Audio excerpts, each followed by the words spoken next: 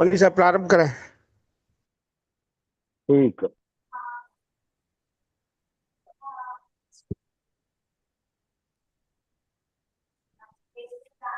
सहजानंद चैतन्य प्रकाशाय महीयते नमो अनेकांत विश्रांत महिम्ने परमात्मने स्वसंवेदन सिद्धाय जिनाय परमात्मने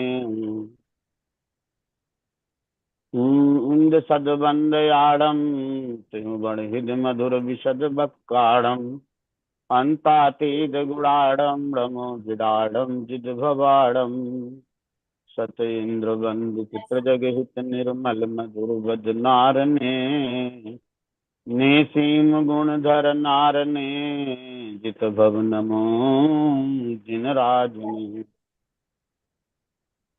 कलिकाल सर्वज्ञ आचार्य श्री कुंद कुंद देव द्वारा रचित पंचास्ति काल संग्रह ग्रंथ की द्वितीय अधिकार में गाथा 138 जो जयसेन स्वामी की टीका में 146 है, पृष्ठ 248। इसमें आचार्य भगवंत कहते हैं, क्रोधो वजदा माणो माया लोहो वचित्तमासे जीवस्य कुड़दिको हम कलुषो टीयतम बुधा बेलती निज चित्त आश्रय प्राप्त कर्म क्रोध माया लोभया करते क्षुभित जब जीव को तो कलुषता वह बुध कहा। जब चित्त का आश्रय पाकर क्रोध मान माया लोभ जीव को क्षुब्ध करते हैं, तब उसे ज्ञानी कलुषता कहते हैं।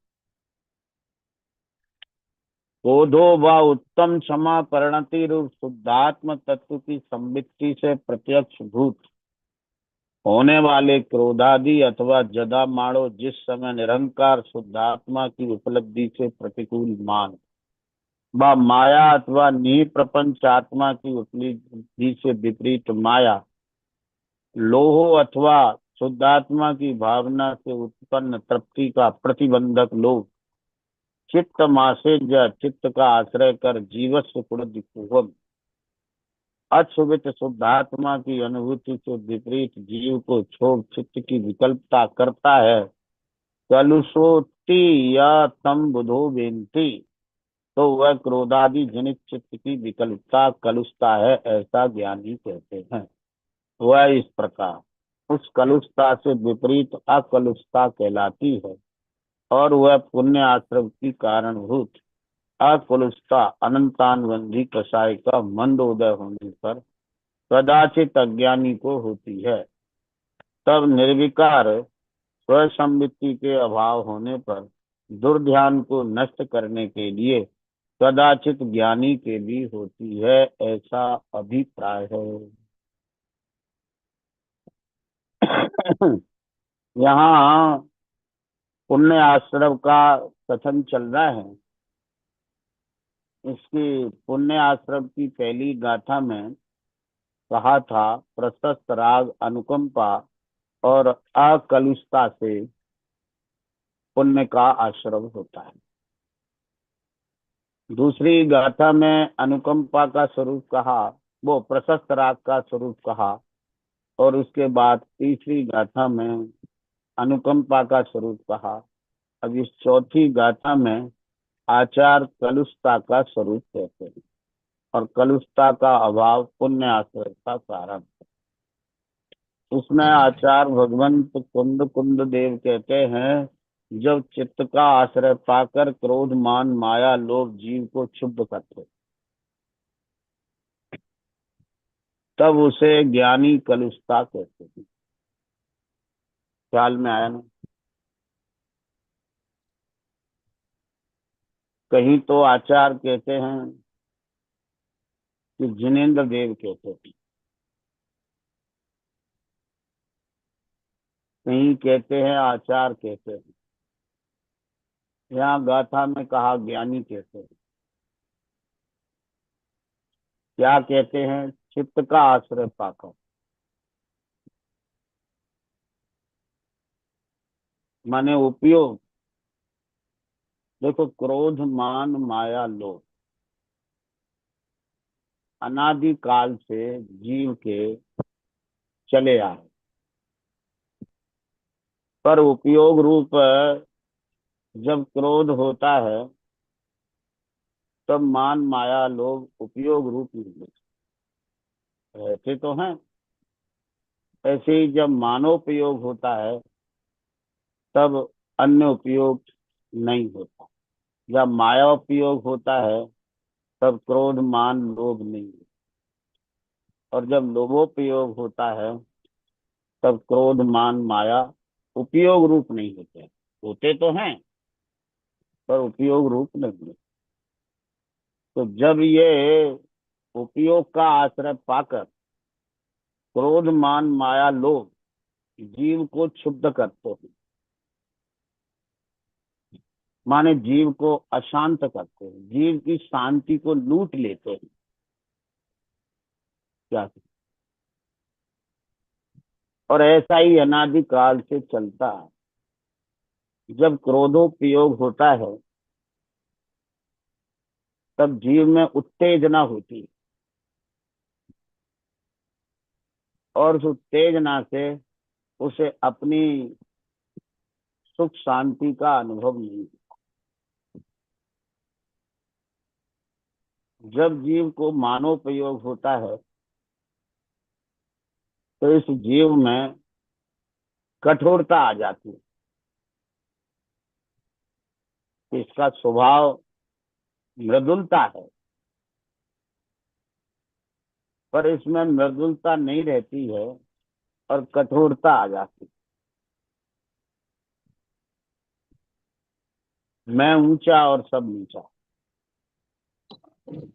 मैं चौड़ा और गली सकड़ी।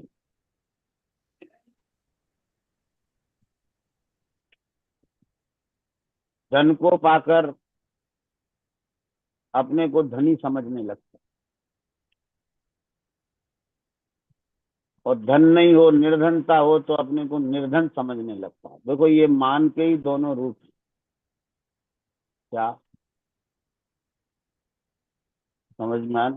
जैसे क्रोध एक ऐसी विकृति है कि जिससे चित्त में उत्तेजना होती है, और कभी कभी क्या होता है कि क्रोध को ये जीव दबा लेता है, और दबा लेता है तो वो सोचता है जब मौका लगेगा तब हम इसको देखेंगे। माने वो बैर का रूप धारण कर लेता है। जैसे आजकल आम चलते हैं तो आम खाता है, और जब आम बंद हो जाएंगे तो उससे पहले आम को गला सड़ाकर उसका अचार अचार बना लेता है, और फिर वो उस अचार को खाता है। क्या समझ? हालांकि जैनी तो नहीं खाते तो मुझे मालूम नहीं, लेकिन अब खाते हैं जिनकी तीव्र लिप्सा है। ऐसे ही क्रोध जो है जब अंदर में दब जाता है तो बैर का रूप धर लेता है और भव भवान तक चलता है। क्या थी? तो उससे जीव में उत्तेजना रहती है। ऐसे ही जब मान कसाय होती है तो इसमें मृदुलता होनी चाहिए, पर वो नहीं होती है। क्या होता है? जैसे इसके पास धन आ जाए तो समझने लगता है मैं बड़ा आदमी हूं, मैं धनी हूँ। और धन का अभाव हो जाए तो अपने को निर्धन मान लेता, दीनहीन मान लेता। माने ये जो नाप करता है अपनी उच्च नीचपने की, वो संयोग से करता है। सुंदर रूप हो तो अपने को मान लेता है कि मैं रूपवान हूँ। और अगर कुरूप हो तो अपने को कुरूप मान लेता है। लेकिन ये रूप रूप और कुरूप है किसका? ये है तो शरीर का, लेकिन मान क्या लेता है? कि मैं सुंदर और मैं असुंदर।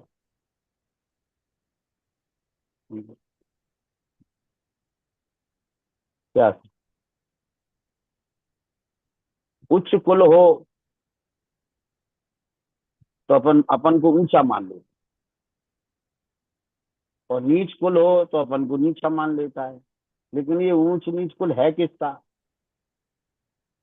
आत्मा का कि शरीर का? ये शरीर का है। और उससे मान क्या लेता है? अपने को उच्च कुल से ऊंचा मान लेता है और नीचे कुल से नीचा मान लेता है। पिता के पक्ष को कुल कहते हैं और माँ के पक्ष को जाति कहते हैं। उच्च जाति हो तो अपन को ऊंची जात वाला मान लेता है, नीची जात हो तो अपने नीची जात वाला मान लेता है। अहंकार कर लेता है, देखो मेरे नाना मामा ऐसे हैं।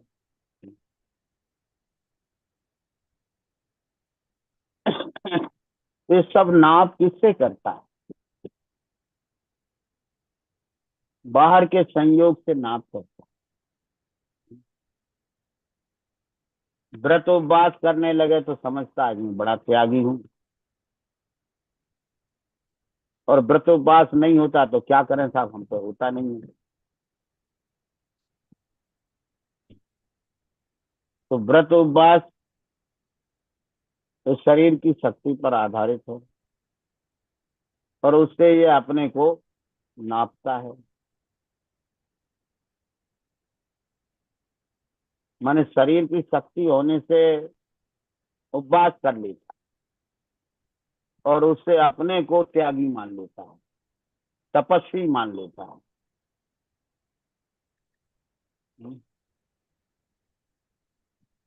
घनन रूप का हनुमद को बल भानु। शरीर में बल हो तो अपने को बलवान मान लेता है, शरीर बलहीन हो तो अपने को कमजोर मान लेता है, शरीर रोगी हो तो अपने को रोगी मान लेता है, शरीर निरोगी हो तो अपने को निरोगी मान लेता है। माने जैसा शरीर है और वैसा ही अपने को मान लेता है और उसी से अपने को ऊंचा और नीचा मानता है। ये इसकी मान कथा है, मानोपयोगी। और इससे जो इसमें जो मृदुलता होनी चाहिए वो नहीं आती है, कठोरता आ जाती है। माया कसाय उछल कपट है कुछ और दिखाता कुछ है। मन में कुछ और है, वचन से कुछ और कहता है। वचन से कुछ कहता है, काया से कुछ दिखाता है। उछल कपट के कारण इसकी सरलता नष्ट हो जाती है, इसमें वक्रता आ जाती है। आत्मा का स्वभाव सरल, और ये धर्म सरल हृदय में प्रवेश करता है। टेढ़ी म्यान में सीधी तलवार नहीं जाती। क्या सुन, ऐसे ही वक्र हृदय में छल कपट वाले जीव के हृदय में धर्म का प्रवेश नहीं है।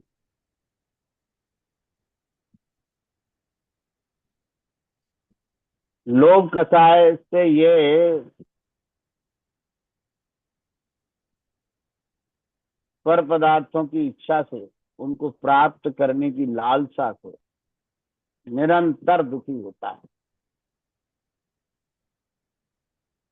ये आत्मा की पवित्रता का हनन करता है।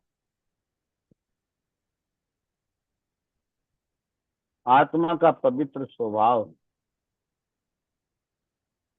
और ये उसका हनन करता है।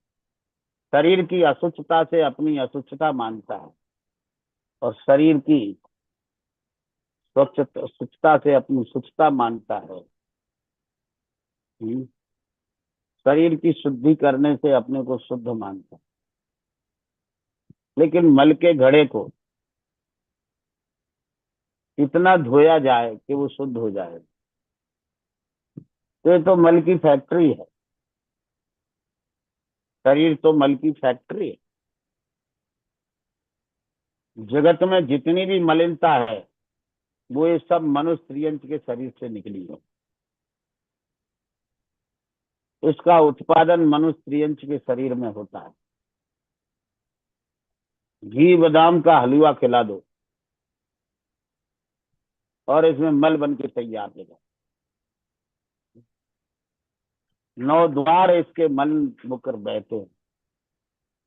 फल रुद्र रागमल थैली की कस वसाद ते मैली, नव द्वार वहें घिनकारी, ये अस देह करे जिम यारी। ओहो, जिसके 9 बड़े बड़े द्वार जिनसे मल भरता है, और ऐसे मलिन शरीर से ये अपनी प्रीति करता है, उससे यारी नहीं होती। क्या समझ, ऐसा ये शरीर में एकत्व बुद्धि करके इन कसायों को करता है और स्वयं दुखी होता है। और दुख दूर करने का उपाय कसाय मिटाना तो करता नहीं, संयोगों से दुख मिटाना चाहता है और सुखी होना चाहता है। तो जगत में ऐसा कोई संयोग नहीं है कि जीव को सुखी कर दे। जीव कसाय से दुखी होता है तो कसाय छोड़ के सुखी हो सकता है, तो कसाय से दुख मानता नहीं है। इसलिए जीव का कभी दुख मिटता नहीं है, सदा काल दुखी होता है और दुख मिटाने के लिए निरंतर लगा रहता है, पर इसका दुख मिटता नहीं, क्योंकि इसका जो उपाय है वो सच्चा नहीं है। इसलिए ये जीव इन कसायों रूप उपयोग होने से निरंतर शुद्ध होता है, आकुलित होता है, दुखी होता है, कलुषता होती है, संक्लेशता होती है,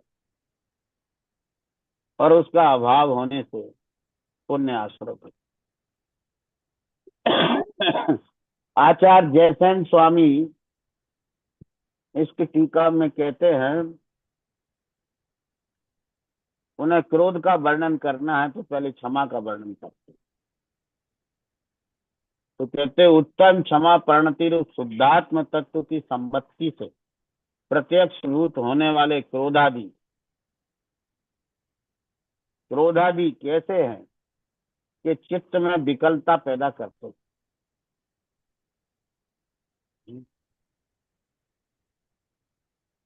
तो क्रोधादि क्यों हो रहा है? कि उत्तम क्षमा रूप परिणति नहीं हो रही है। उत्तम क्षमा कहाँ से होती है?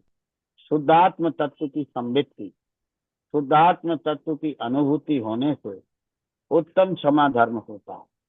और उत्तम क्षमा धर्म होने से ये उत्तम क्षमा धर्म होता है, पर उत्तम क्षमा धर्म इसके नहीं है तो ये क्रोध रूप परिणमित होता है।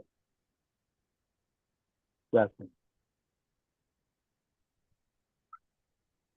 आत्मा के क्षमा स्वभाव को प्राप्त नहीं है। इसी प्रकार मान कसाय जब होती है तब मार्दव नहीं होता। मार्दव माने निरहंकार, मान माने अहंकार। निरहंकार शुद्ध आत्मा की उपलब्धि से प्रतिकूल मान। पर वस्तु में, शरीर में, संयोगों में अहम करता है। अहम करने से अहंकार होता, अहंकार मान होता। लेकिन स्वभाव तो जीव का निरहंकार है, मार्दव है। ये अपने निरहंकार मार्दव स्वभाव स्वभाव को प्राप्त नहीं होता, क्योंकि इसकी प्राप्ति शुद्धात्मा की उपलब्धि से होती है, शुद्ध आत्मा की अनुभूति से होती है इसकी प्राप्ति। पर इसे शुद्ध आत्मा की अनुभूति नहीं है, इसलिए इसको निरहंकारपना मार्दव धर्म नहीं होता है। और मार्दव धर्म नहीं होने से इसको मान कसाई की अकड़न रहती है। और उस मान में उपयोग होने से इसके चित्त में व्याकुलता होती है।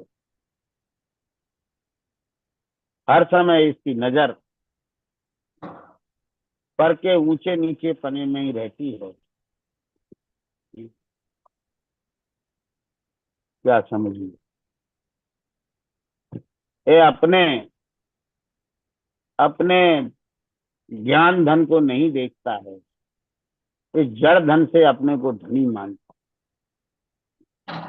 अपने चैतन्य बल को नहीं देखता है, शरीर के बल से अपने को बलवान मानता है।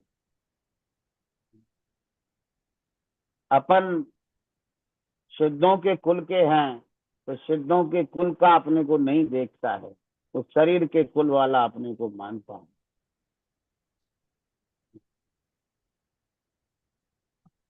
क्या क्या करते, यहाँ तक के शरीर के तपाने को ही तपस्या मानता है, जबकि आचार्य उमा स्वामी कहते इच्छा निरोधक तपा, इच्छा के अभाव को तप कहते हैं।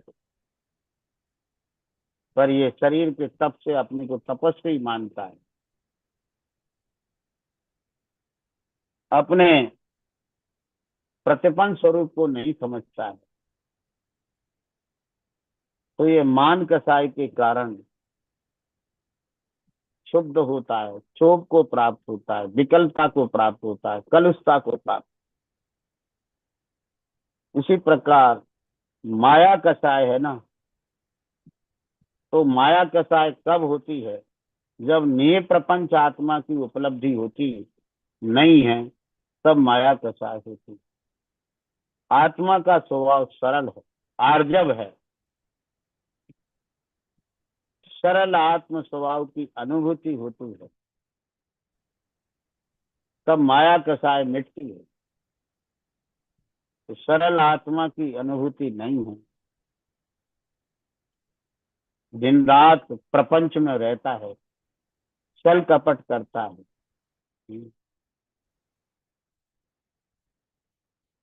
करिए सरल तिल जोग अपने, देख निर्मल आत्म। क्या है? अपने स्वरूप को नहीं देखता, अपने चैतन्य दर्पण को नहीं देखता, अपनी सरलता को नहीं देखता। धर्म सरल है, पर इसने कठिन मान रखा। क्या समझ में, जैसे कहावत आती है कि धर्म बड़ी टेढ़ी खीर है, पर खीर भी टेढ़ी होती है क्या? खीर इतनी सरस सरल और मीठी होती है कि अगर दांत भी ना हो और उठा भी न जाए, तो चम्मच से मुंह में डाल दो खीर, तो पेट में सरक जाती। लेकिन उसका प्रचार भी हो गया टेढ़ी खीर। टेढ़ी खीर की कहावत सुनी है आपने? है? कोई खीर की तारीफ कर रहा था, तो अंधा व्यक्ति पूछता है कि खीर कैसी होती है, तो कहने वाले ने कह दी सफेद होती है। अब वो पूछता है, अब तो अंधा ही है वो, उसको सफेद कहाँ दिखाई देता है। अब वो पूछता है सफेद कैसा होता है, तो उसने कह दिया बगुला जैसा होता है, बगुला जैसी सफेद होती है। अब वो पूछता है कि बगुला कैसा होता है, तो उसने उसका अपना हाथ टेढ़ा करके और कह दिया देखो ऐसा होता है बगुला। अब वो हाथ फेरता है उस पर, तो कहता है खीर बड़ी टेढ़ी है। अब वो टेढ़ी है, अरे वो अंधा था, तो उसे तुम रूप से क्यों बता रहे हो? अरे वो अंधा था, उसकी जबान पे खीर रख देते, एक चम्मच खीर रख देते, तो हाल समझ जाता खीर कैसी होती है। तो सो तो रखी नहीं। और क्या है कि वो आंखों से अंधा था, तो कहता सफेद है। अब वो सफेद उसे दिखाई देता है। हम्म। तो ऐसे जैन धर्म को जैनियों ने ऐसा प्रचार कर दिया है कि जैन धर्म बड़ा टेढ़ी खीर है, बहुत कठिन काम है। क्यों? क्यों कठिन काम है? तो भाई जैन धर्म के लिए पहले रात्रि भोजन छोड़ना पड़ेगा, अनशना जल छोड़ना पड़ेगा, हम्म, नित्य दर्शन करना होगा, आलू कंदमूल आदि नहीं खाओगे आप, इन सब का त्याग करना होगा। तो क्या, अरे रे भैया जैन धर्म बड़ा कठिन है, कौन तुम्हारे धर्म को सुने, कौन माने? तो क्या है कि उसे तत्व का उपदेश दो, उसकी समझ में आ जाएगा धर्म, तो जे काम तो हाल हो जाएंगे, सहज हो जाएंगे।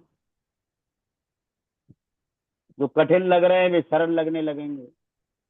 तो क्या किया कि वो धर्म का उपदेश तो उसे दिया नहीं, वेद ज्ञान का उपदेश तो उसे बताया नहीं, और उससे कह दिया देखो भाई रात में पानी नहीं पियोगे, जैन होने के लिए क्या करना है, रात में पानी का भी त्याग करना पड़ेगा, अनचले जल का त्याग करना पड़ेगा, 5 उदंड 3 मकार का त्याग करना पड़ेगा, हिंसा झूठ चोरी कुशील परिग्रह का त्याग करना पड़ेगा। भैया जैन धर्म तो बहुत कठिन है, हमारे बस का नहीं। तो जैनियों ने जैन धर्म कठिन, सरल जैन धर्म को कठिन के रूप में उसका उसको दिखाया। तो क्या है कि जो उसकी सरलता थी वो तो जीव को मिली नहीं, और अनादि काल से उसे विषयों में रुचि पड़ी थी, और हमने उसे धर्म के लिए विषयों से पहले रोक दिया।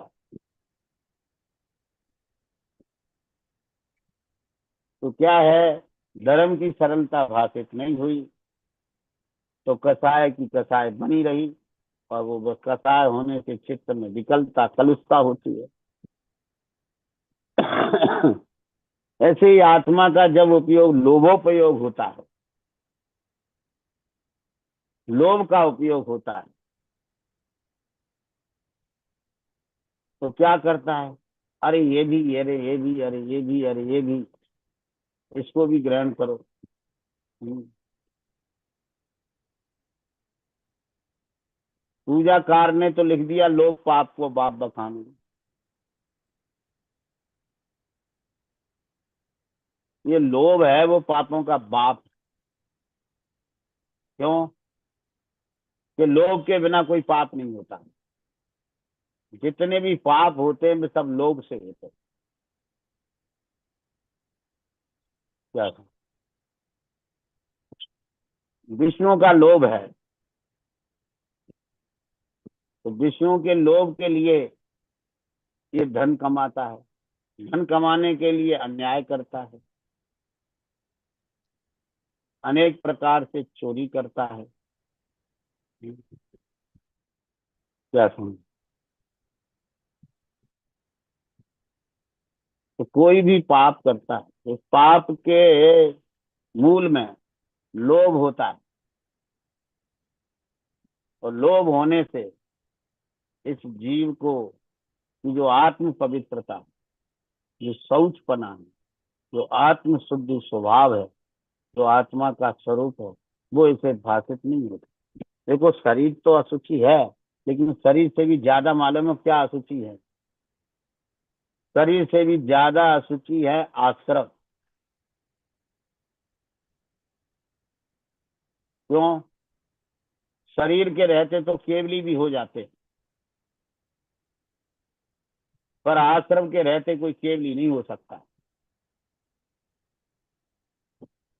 और आश्रम मिथ्या तवृत्ति कषाय और योग, ये 4 प्रकार के आश्रम।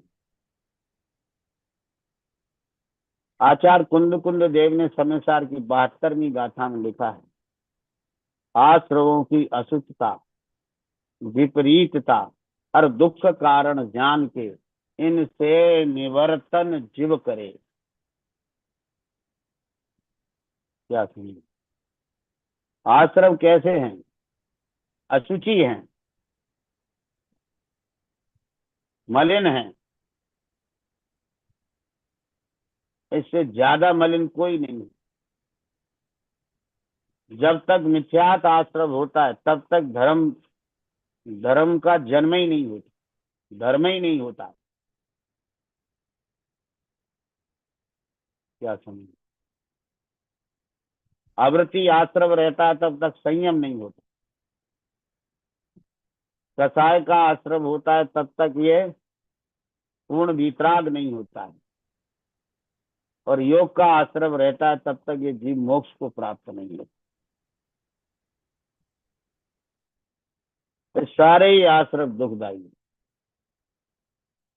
पर इस जीव को आश्रमों की अशुद्धता नहीं भागती। आश्रम विपरीत है, आश्रम अशुचि है और भगवान आत्मा शुचि है। 72 गाथा की टीका में आचार्य अमृत चंद्र देव कहते हैं, क्या कहते हैं? भगवान आत्मा शुचि है, पवित्र है, उसको देखकर ही आश्रमों की अशुद्धता भासती है। पुण्य आश्रम देखकर पाप की अशुद्धता भासती है, लेकिन पुण्य आश्रम की मलिनता काय से भासती है? जब भगवान आत्मा के शुद्ध स्वभाव को देखते हैं तो पुण्य आश्रम की मलिनता भासती है। समझ में आया ना? आटा सफेद होता है, पर उसकी लालिमा कब भासती है? जब उसके सामने मैदा होती है, तब उसकी लालिमा भासती है। और मैदा की कालिमा कब भासती है? जब अरारोट उसके सामने होता है। क्या समझ, ऐसे ही पाप की मलिनता कब भासती है? जब पुण्य होता है। और पुण्य की मलिनता कब भासती है? जब शुद्धोपयोग होता है। तो ये आश्रम कैसे हैं? अशुच है, विपरीत है, न स्वयं को जानते हैं न पर को जानते, जड़ है। और दुखदाई जगत में कोई है तो एकमात्र आश्रम, और कोई दुखदाई नहीं है। और आश्रमों में केवली परमात्मा होने से पहले सबसे अंत में क्या रहता है? लोभ। 10वें गुण स्थान तक लोभ रहता है। जब तक लोभ रहता है तब तक ये आत्मा पूर्ण वितराग नहीं होती। तो आत्मा की वितरागता का हनन करने वाला, आत्मा को दुख देने वाला क्या है? यह आश्रम। और आश्रमों में लोभ। जब लोभोपयोग होता है तब इस आत्मा को अपना सदुपयोग नहीं होता है। इसलिए शुद्धोपयोग के द्वारा ही इस लोभ का नाश होता है। चित्त का आश्रय करके जब ये कसाएं उपयोग रूप होती हैं तो अक्षुभित शुद्धात्मा की अनुभूति से विपरीत जीव को क्षोभ, चित्त की विकलता करता है। जब शुद्धात्मा की अनुभूति होती है तब इस जीव का क्षोभ मिटता है, चित्त की विकलता मिटती है। और जब तक चित्त की विकलता नहीं मिटती तब तक पुण्य आश्रम नहीं है। इसलिए उस कलुषता को मिटाने के लिए, क्रोधादि को मंद करने के लिए अपने आत्मा की अनुभूति इनका अभाव तो करती है, पर इन शेष रहे क्रोधादि को मंद करती है। और वो क्रोधादि की मंदता पुण्य आश्रम है। और पुण्य आश्रम से कलुषता का अभाव होता है, ऐसा ज्ञानी कहते हैं। वह इस प्रकार, वह कलुषता से विपरीत अकलुषता कहलाती है। और वह पुण्य आश्रम की कारणभूत अकलुषता अनंतानवंदी कषाय का मंद उदय होने पर कदाचित अज्ञानी को होती है। माने अज्ञानी के भी पुण्य आश्रम होता है। और काय से होता है? अनंतानवंदी कषाय। पर अनंतानवंदी कषाय की मंदता से होता है, तीव्रता से नहीं। इसलिए पुण्य आश्रम की कारणभूत अकलुषता अनंतानवंदी कषाय का मंद होने पर, मंद उदय होने पर कदाचित अज्ञानी को होती है। कदाचित अज्ञानी को होती है माने कभी होती, ऐसा नहीं कि हर समय होती। जब कषाय का तीव्र उदय होता है तब पुण्याश्रम नहीं होता, पापाश्रम होता है। और पापाश्रम की प्रधानता हो तो नरक पर्यंत गति होती। तो कभी कभी अकाम निद्रा करे भवनत्रक में सुरतन धरे। कभी कभी अज्ञानी को भी कसाई की मनता से पुण्य आश्रम से, और उस पुण्य आश्रम से पुण्यानुबंधी पाप होता है, वो पापानुबंधी पुण्य होता है। उससे भोग मिलते हैं और भोगों में आसक्त हो जाता है। आसक्त होकर देव भी एक इंद्रिय पर्याय को प्राप्त कर देता है। तो दौलत राम जी ने लिखा, कभी अकाम निद्रा करे भवनात्रक में सुरतन धरे। तय तय चय था वर्तन धरे यो परिवर्तन पूरे करे। भवनत्रक समझ गए, भवनवासी बनकर जो, ये तीन प्रकार के जो देव हैं वो ऐसे खोटे पुण्य से, पापानुबंधी पुण्य से इन देव पर्यायों को प्राप्त करता है और महाजीव भोगों में मस्त हो जाता है। मस्त होकर जब 6 महीने शेष रह जाते हैं तो आठ ध्यान की तीव्रता से स्थावर पर्याय को भी धारण कर लो।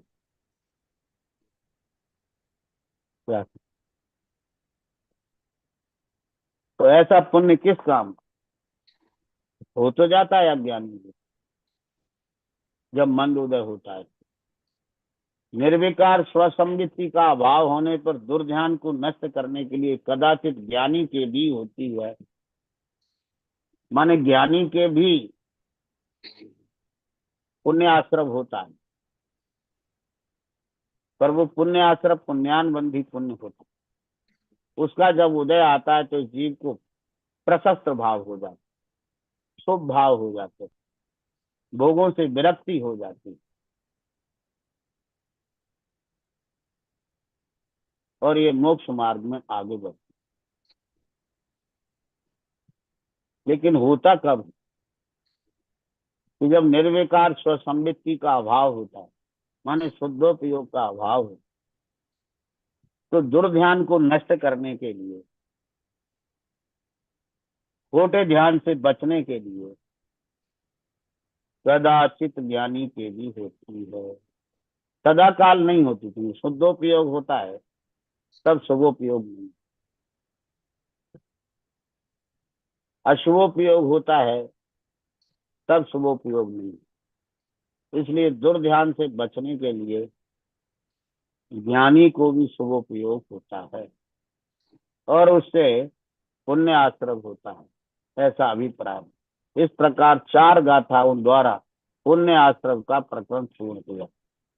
अब अगली गाथा से पाप आश्रम का निरूपण होगा।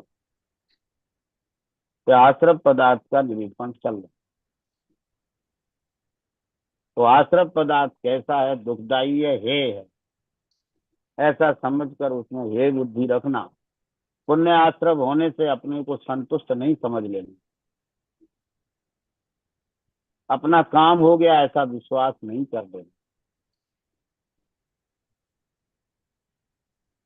पाप से बचने के लिए और शुद्धोपयोग की प्राप्ति के लिए एकमात्र उपाय शुभोपयोग। पर शुभोपयोग में अगर संतुष्ट हो गया तो फिर इसे शुद्धोपयोग की प्राप्ति नहीं है। इसलिए शुभोपयोग में आना खराब नहीं है, उसमें संतुष्ट हो जाना खराब है, उसमें धर्म मान लेना खराब है, उसमें सुख मान लेना खराब है। इसलिए उसे है ही समझना, परंतु आवश्यक समझना, उपादेय नहीं समझना। शुद्धोपयोग कोई उपादेय समझकर शुद्ध आत्मा की अनुभूति को ही प्राप्त करने का उद्यमी होना, तो शुभोपयोग तो सहज ही हो जाएगा। हम्म। अगर गेहूं बोएगा तो भूसा तो हो ही जाएगा। तो ये शुभोपयोग पुण्य जो है भूसा की तरह होता है। जो धर्म की आराधना करता है उसको शुभोपयोग तो सहज हो ही जाता है, पुण्य का बंध तो सहज हो ही जाता है। ज्ञानी को उसकी चाह नहीं होती और अज्ञानी को उसकी चाह होती है। पुण्याश्रम दोनों के होता है, पर दोनों के पुण्य आश्रम में बहुत बड़ा अंतर होता है। अज्ञानी पुण्य फल को चाहता है, ज्ञानी पुण्य फल को चाहता नहीं।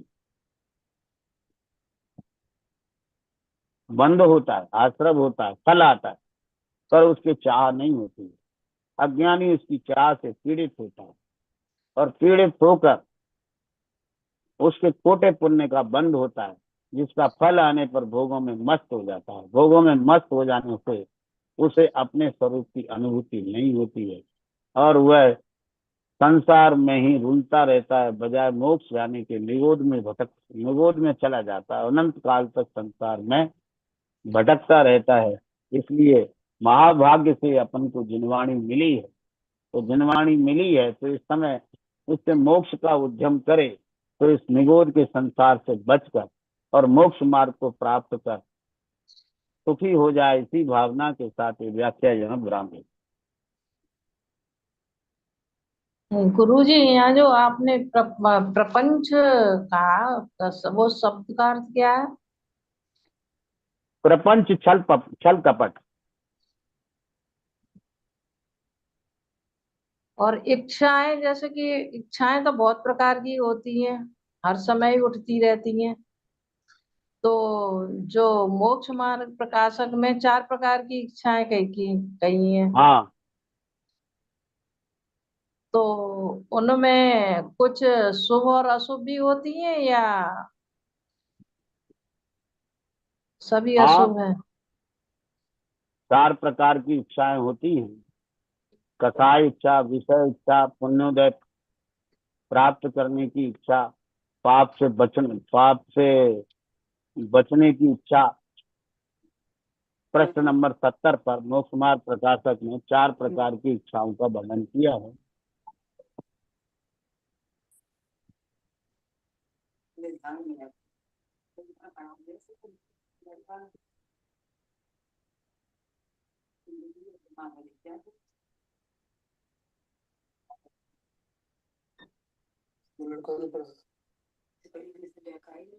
ठीक है,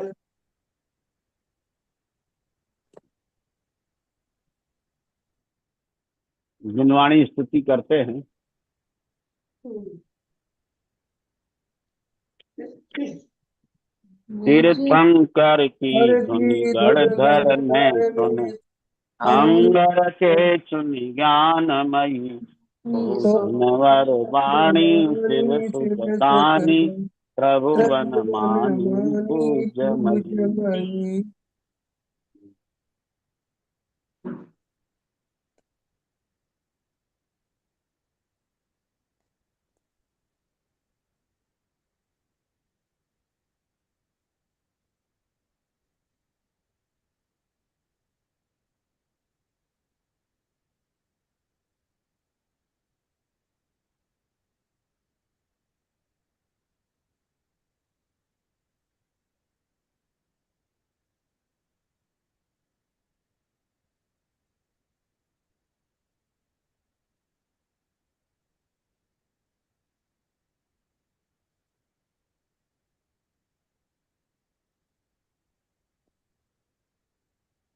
जिनवाणी माता की जय।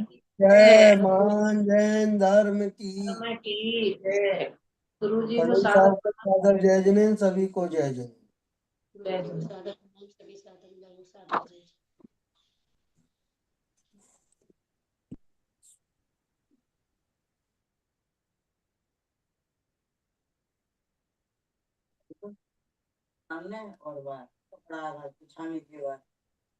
आप करोगे पंडित जी साहब लीव।